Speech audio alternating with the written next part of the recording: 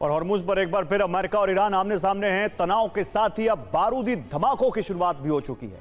Iran की सेना ने अमेरिका के युद्धपोत को चेतावनी देने के लिए मिसाइल और ड्रोन का इस्तेमाल किया। अमेरिकी डिस्ट्रॉयर पर निशाना तो नहीं साधा गया, लेकिन चेतावनी देने के लिए युद्धपोत के बेहद करीब धमाके किए गए। ईरान ने हॉर्मुज को बंद करने का आधिकारिक ऐलान कर दिया और अमेरिका को हॉर्मुज से दूर रहने की चेतावनी दी।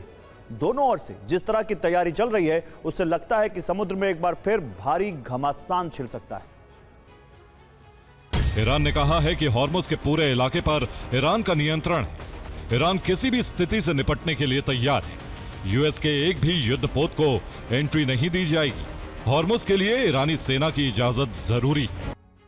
और रिपोर्ट के मुताबिक प्रोजेक्ट फ्रीडम बनाम प्रोजेक्ट डेडलॉक की जंग में ईरान ने हॉर्मुज स्ट्रेट में 85 हमलावर बोट तैनात कर दी हैं। 22 किलोमीटर के इलाके में मौजूद ये बोट एक दीवार की तरह काम कर रही है, जो हॉर्मुज में रास्ता रोके खड़े हैं। अटैक बोट से हॉर्मुज के बीच में गश्त जारी है। ये बोट किसी भी युद्धपोत पर हमले के लिए हर वक्त तैयार है। ईरान की छोटी छोटी बोट्स बेहद घातक है। ये बोट एंटी शिप मिसाइल से लैस हैं, जो किसी भी युद्धपोत को नष्ट कर सकती हैं। ईरानी बोट्स पर रॉकेट लॉन्चर की भी तैनाती है। एक साथ कई बोट नेवल मशीन गन से भारी हमला करने में सक्षम है। बोट पर समुद्री माइंस भी लोड की गई हैं, जो किसी भी युद्धपोत का रास्ता रोकने के लिए समुद्र में गिराई जा सकती हैं।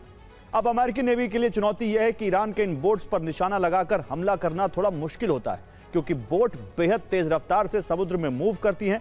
आकार में छोटा होने की वजह से भी बोट पर निशाना साधने में मुश्किल होती है। The deal that America and Donald Trump keeps talking about, and Iran has been saying that the ceasefire terms have not been implemented.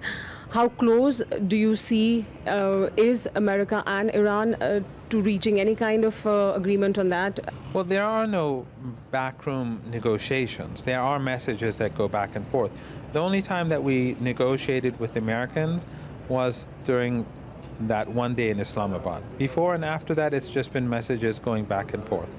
और हॉर्मुज स्ट्रेट के किनारे ग्राउंड पर मिसाइल लॉन्चर तैनात कर दिए गए हैं। यहां ईरान की घातक एंटी शिप मिसाइलें तैनात हैं। हॉर्मुज में सुलेमानी क्लास कॉर्वेट की मौजूदगी है। ईरान ने सेना की भारी तैनाती करके हॉर्मुज पर पूरा नियंत्रण बना लिया है। ईरान का शाहिद सुलेमानी शिप 4 इंजन की मदद से 59 किलोमीटर प्रति घंटे की रफ्तार से चलता है। इस जहाज में एक खास क्रेन सिस्टम लगाया गया है, जिसकी मदद से कहीं भी दर्जनों स्पीड बोट लॉन्च की जा सकती हैं। स्पीड बोट के जरिए कई मोर्चों से हमला कराया जा सकता है।